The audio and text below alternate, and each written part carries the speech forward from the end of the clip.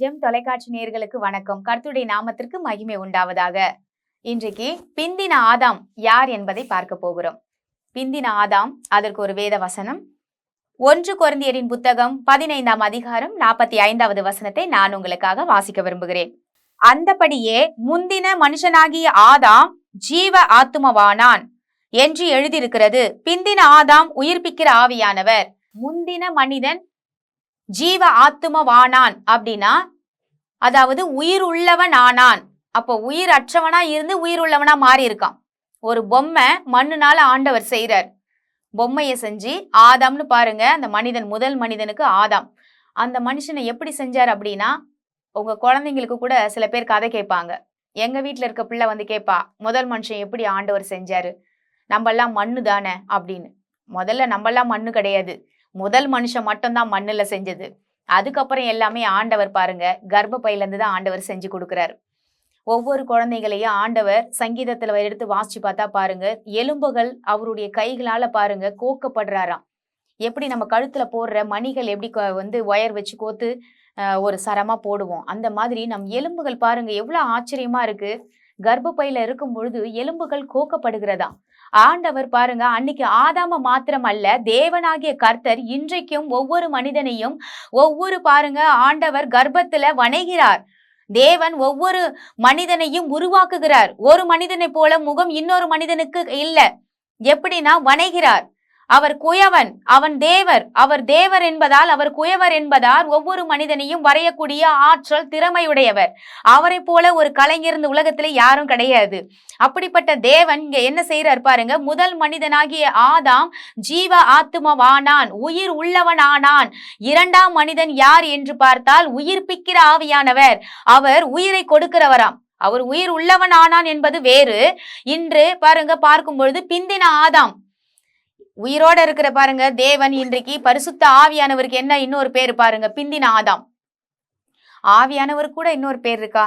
அவர் பேர் ஆவியானவர் தானே. நிறைய பேர் பட்ட பேர்லாம் கூட நம்ம வந்த நாட்கள்ல பார்த்தோம். கடந்த நாட்கள்ல என்னன்னா, சத்திய ஆவியானவர், தேற்றலவாளன், இப்படிப்பட்ட கிருபையின் ஆவியானவர், இப்படிப்பட்ட வார்த்தைகள்லாம் நாம் கவனித்தோம். ஆனா இவர் பாருங்க உயிர்ப்பிக்கிற ஆவியானவர், பிந்தின ஆதாம். இந்த பிந்தின ஆதாம் பாருங்க, ஆண்டவர் பிந்தின ஆதாம் தான் முந்தின ஆதாம்கே உயிர் கொடுத்தவரா இருக்கணும்.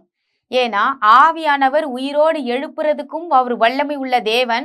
அன்றைக்கு பாருங்க ஆதியாகமம் புத்தகத்துல 1ஆம் அதிகாரத்துல எடுத்து வாசிச்சு பார்த்தா தெரியும், அப்பவே ஆவியானவர் இருந்தார் இந்த உலகத்துல. உலகம் உண்டாவதுக்கு முன்பதாகவே இருந்த தேவன் அவர். அவர் என்ன சொல்றார் பாருங்க, அவர் ஜலத்தின் மேல் ஆவியானவர் அசைவாடி கொண்டிருந்தார். அசைவாடி கொண்டிருந்தார் அப்படின்னா ரெடி ஜூட் அப்படின்ற நிலையில இருந்த மாதிரிங்களா. உடனே ஆண்டவர் ஒரு வார்த்தையை அனுப்புறார், வானம் உண்டாக கடவுது, பூமி உண்டாக கடவுது அப்படின்னு சொன்னவன உண்டாயிடுச்சு. உருவாக்குற தன்மையை, உயிர் கொடுக்கிற தேவன் தான் ஆவியானவர். அப்போ ஆண்டவர் உயிர் கொடுக்கிற தேவன் என்றால், அவர் உயிர்ப்பிக்கிற தேவன் என்றால், அப்படிப்பட்ட ஆவியானவர் இன்றைக்கு உங்களுக்குள்ளும் எனக்குள்ளும் இருக்கிறார், வாசம் பண்ணுகிறார், நம்ம கூட வாழ்ந்து கொண்டு இருக்கிறார். அப்படிப்பட்ட தேவனை நாம் உள்ள வச்சுக்கிட்டு என்ன செய்யறோம் அப்படின்னா, வெளியே போய் உயிர் கேட்கிறோம். வெளியே போயிட்டு தான் நம்ம உதவி கேட்கிறோம்.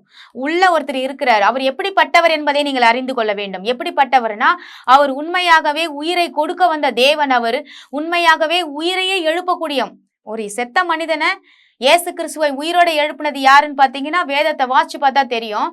அதுல ஆண்டவர் உயிரோடு எழுப்ப ஒரு வல்லமை உள்ளவர். உயிர்ப்பிக்கிற தேவன் தான் ஆவியானவர் என்று. உயிர்ப்பிக்கிறவர்னா உயிரை கொடுக்கிறவர். அவர் உயிர் கொடுக்கிற தேவன் உங்க மத்தியில் அவர் உலாவுகிறார், என் கூடி இருக்கிறாரு.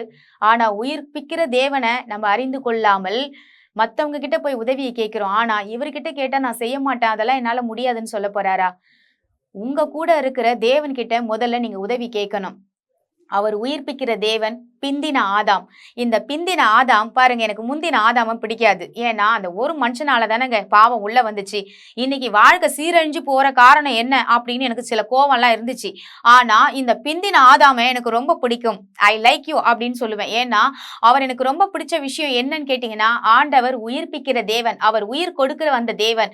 நமக்காக பாருங்க, நம் எந்த சூழ்நிலையில இருந்தாலும் நம்ம எழுப்புகிற தேவன் அவர். அவர் ஆற்றல்களையும் வல்லமைகளையும் கொடுத்து நம்ம எழுப்புவார்.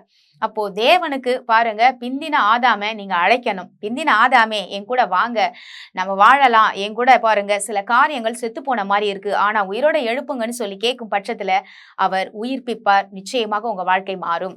எங்கள் அன்பும் இரக்கமும் நிறைந்த நல்ல தகப்பனே, நாங்கள் மண்டையில் வருகிற சுவாமி. இந்த நாட்கள்ல பிந்தின ஆதாமை குறித்து பார்த்தோம். பிந்தின ஆதாம் யாரு அப்படின்னு பாத்தீங்கன்னா, அவர் ஆவியானவர். இன்னொரு வார்த்தை பார்க்கும் பொழுது அதே அதிகாரம் 1 கொரிந்தியர் 15:47 பார்க்கும் பொழுது, வானத்திலிருந்து முந்தின மனிதன் மண்ணினால உண்டாக்கப்பட்டவன், பிந்தின ஆதாம் வானத்திலிருந்து இறங்கின கர்த்தர் என்று வருகிறது. கர்த்தர் தான் ஆவியானவர் என்பது இது ஒரு சாட்சியாக இருக்கிறதுப்பா. ஆண்டவரே, நீங்க இந்த நேரத்துல இந்த வார்த்தை கொடுத்ததுக்கு நன்றி. யாரெல்லாம் ஆண்டவரே செத்து போன ஒரு சமயத்துல இருக்கிறோம், என் வாழ்க்கை முடிஞ்சு போச்சுன்னு நினைக்கிறாங்களோ, நீங்க உயிரோடு எழுப்புகிற தேவன் என்று அவர்களுக்கு பிரத்யட்சமாய் காட்சியளித்து பிரத்யட்சமாய் அவங்க வாழ்க்கையில அற்புதங்களையும் அடையாளங்களையும் செய்யும்படியாக நாங்கள் வேண்டிக் கொள்ளுகிறோம். ஜீவனுள்ள நல்ல தகப்பனே, ஆமேன். கர்த்தர் நம் அனைவரையும் ஆசீர்வதிப்பாராக. God bless you.